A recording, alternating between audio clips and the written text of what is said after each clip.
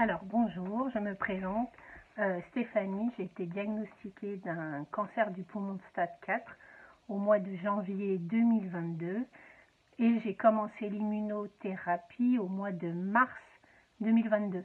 J'ai eu accès au Serious Game Mon Immuno au mois de novembre, donc ça faisait déjà un bout de temps que je suivais ce traitement.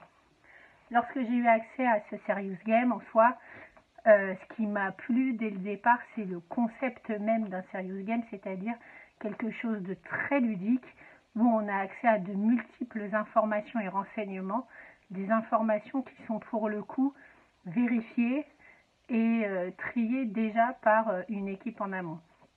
Pourquoi? Parce que lorsque l'on cherche des informations par nous-mêmes, on a tendance à aller sur Internet, en tout cas c'est ce que je faisais, avoir accès à des cinquantaines, voire des centaines de pages, lire des choses que j'avais pas du tout envie de lire, mais parce que ça me mettait le cafard et c'était pas du tout les informations que je cherchais. Il fallait moi-même que je fasse un tri et je me sentais pas capable de faire ce tri.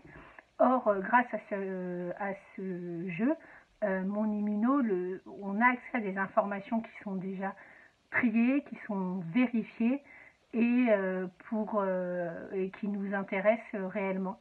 Alors personnellement, moi, ce qui m'a particulièrement intéressé au moment en fait où j'ai eu accès à ce Serious Game, ça a été tout le passage sur les différents effets secondaires et le comportement qu'on pouvait avoir vis-à-vis de ces effets secondaires.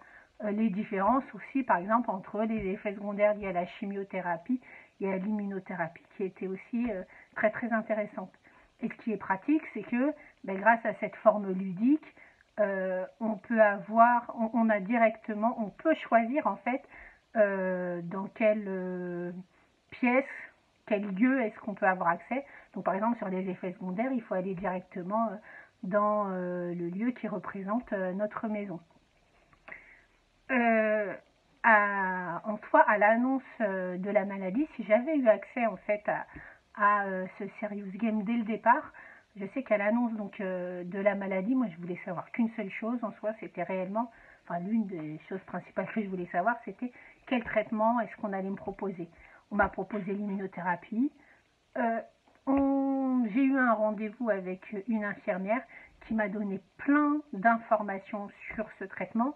Mais quand je dis plein d'informations, c'était vraiment par exemple la cadence du traitement, c'était de quelle manière est-ce que celui-ci allait m'être administré, les effets secondaires.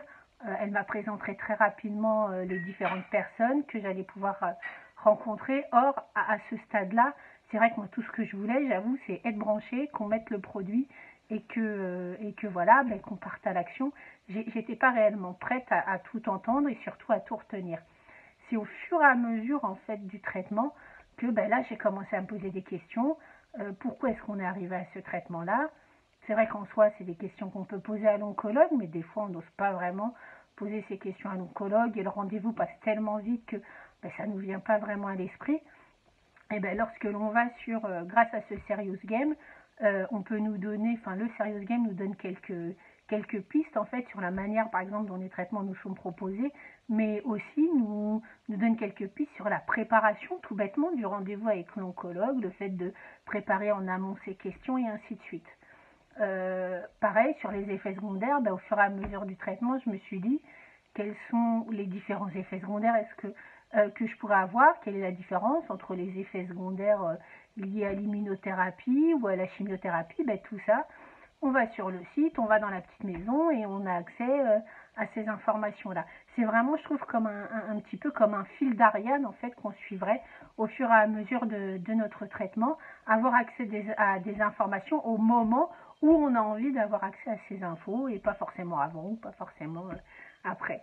Et je tiens d'ailleurs à remercier Laure, Mika et Leslie et tous les partenaires qui ont eu cette brillante idée de réaliser ce Serious Game et d'aller jusqu'au bout de ce projet. Merci beaucoup.